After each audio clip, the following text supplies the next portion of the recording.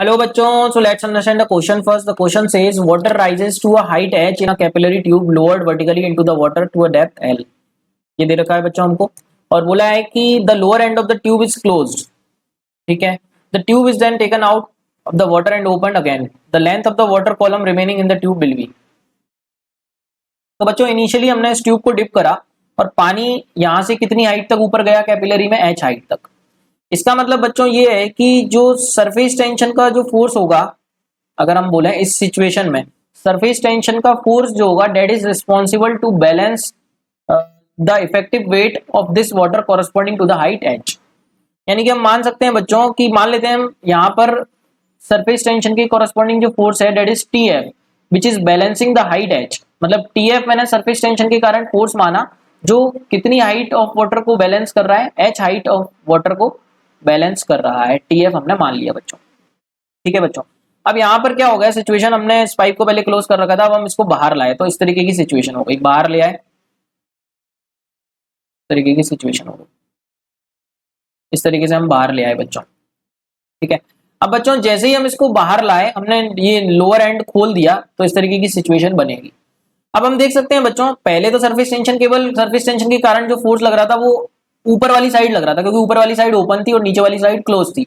But दोनों side अब open कर दी तो इस सरफेस पे या ऊपर वाले पॉइंट्स पर भी सरफेस टेंशन के कारण फोर्स लगेगा, डेट इज टीएफ। और नीचे जो है, नीचे वाले एंड्स भी सपोर्ट कर रहे हैं तो इस पे भी सरफेस टेंशन के कारण फोर्स वर्टिकली अपवर्ड डायरेक्शन में जनरेट होगा, डेट इज टीएफ। मतलब जो नेट ऑफ सरफेस टेंशन के कारण फोर्स हो गया that is 2TF in vertically upward direction.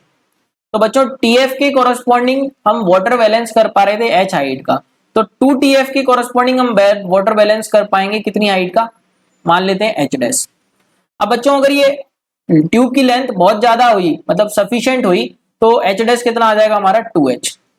मतलब हम पहले एच हाइट बैलेंस कर पा रहे थे क्योंकि फोर्स हमारा सरफेस टेंशन का टीएफ था, अब फोर्स दुगना हो जाएगा क्योंकि ऊपर और नीचे दोनों साइड सरफेस टेंशन के कॉन्सेप्ट अप्लाई कर पाएंगे, जिसके कारण net vertically down upward direction में फोर्स 2TF हो गया।